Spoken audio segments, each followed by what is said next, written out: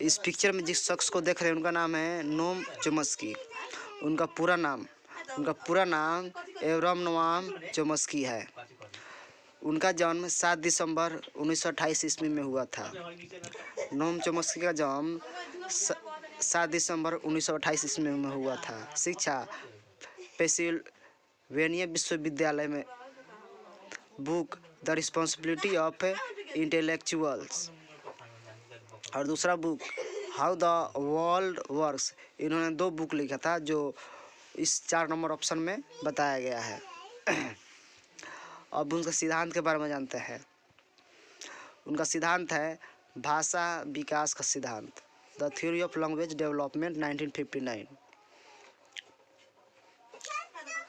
जनक, उन्हें आधुनिक भाषा विकास का जनक कहा जाता है।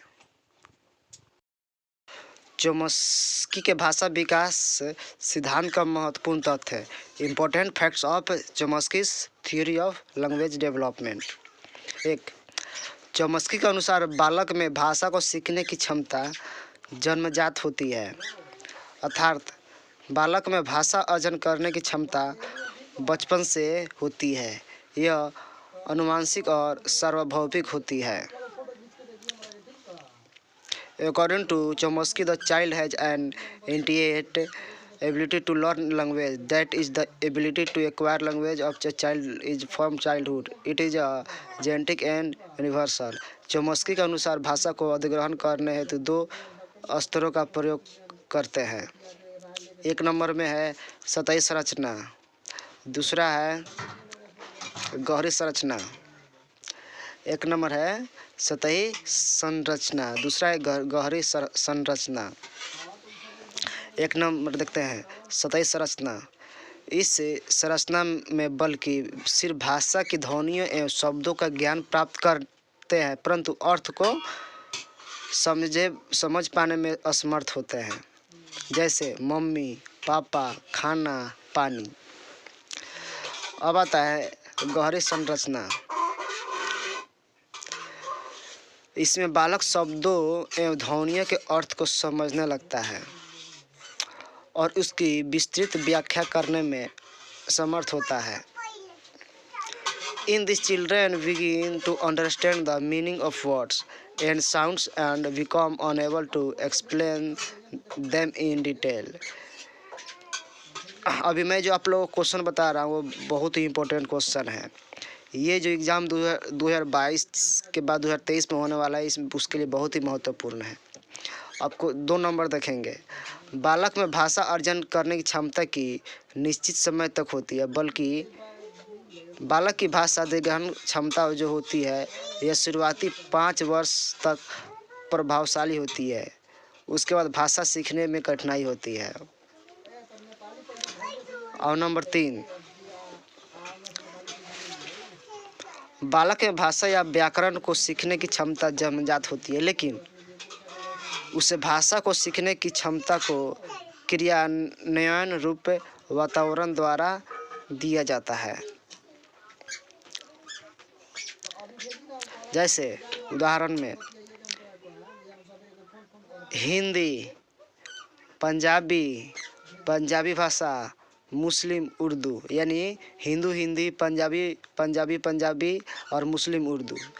अब चोम्स्की के भाषा के सिद्धांत से पूछे जाने वाले प्रभावित प्रश्न जो इस बार के एग्जाम में चोम्स्की रिलेटेड क्वेश्चन किए जाएंगे, ये बहुत ही इम्पोर्टेंट क्वेश्चन है। चलिए क्वेश्चन नंबर 1 देखते हैं, यानी MCQ। भाषा अधिग्रहण के लिए बड़ा है। भाषा अधिग्रहण के लिए बड़ा है, यानी कि इसका जो ऑप्शन होगा वो होगा A, बिना सोचे समझे या सचेत प्रयास करने वाली भाषा सीखना। तो इसका जो आंसर होगा वो होगा A होगा, यानी क्वेश्चन नंबर 1 का A। चलिए क्वेश्चन नंबर 2 देखते हैं। क्वेश्चन नंबर 2, नोआम चोम्स्की के अनुसार कौन सा कथन सही है? फिर से क्वेश्चन पढ़ते हैं। नोआम चोम्स्की के अनुसार कौन सा कथन सही है?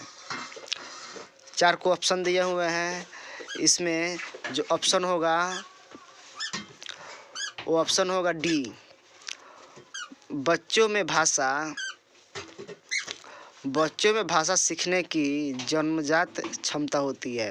यानी बच्चा का जो सीखने की कला होती है वो जन्म से ही होती है। बच्चा कुछ ना कुछ जन्म होने के बाद सीखता ही रहता है। इसलिए ऑप्शन नंबर जो होंगे 4 होंगे। बच्चे बचपन से ही कुछ ना कुछ सीखते रहते हैं। जैसे चलिए नेक्स्ट वीडियो में आपको बताएंगे। क्वेश्चन नंबर नेक्स्ट, निम्नलिखित में से किस व्यवहारवादी को तीखी आलोचनाओं के लिए नोट किया गया है? तो इसका जो आंसर होगा नोआम चॉम्स्की। आंसर होगा इसका नोआम चॉम्स्की। सीधे मेरा क्वेश्चन के साथ आंसर, कोई बकवास नहीं, एकदम शॉर्टकट। नेक्स्ट क्वेश्चन है, नोआम चॉम्स्की के अनुसार कौन सा कथन सही है? नोआम चॉम्स्की के अनुसार कौन सा कथन सही है? क्वेश्चन नंबर डी, इनमें से कोई नहीं। यानी बच्चों को व्याकरण सीखना जरूरी है, ये भी नहीं। तो इसका लास्ट नंबर होगा डी, इनमें से कोई नहीं। फिर क्वेश्चन नंबर नेक्स्ट, चॉम्स्की भाषा के कितने स्तर बताए हैं? यानी चॉम्स्की भाषा के कितने स्तर बताए हैं? तो चॉम्स्की भाषा के 2 स्तर बताए हैं। Question number B. अब आगे बढ़ते हैं।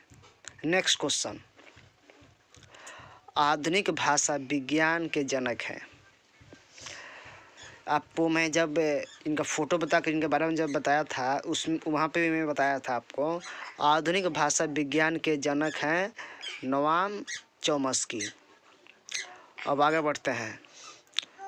नेक्स्ट क्वेश्चन, ये क्वेश्चन को आप लोग याद रखिएगा, बहुत ही इम्पोर्टेंट क्वेश्चन है। अगला क्वेश्चन, प्रत्येक बच्चे में भाषा सीखने की क्षमता जन्मजात होती है, इसका क्या अर्थ है? प्रत्येक बच्चे में भाषा सीखने की क्षमता जन्मजात होती है, इसका क्या अर्थ है?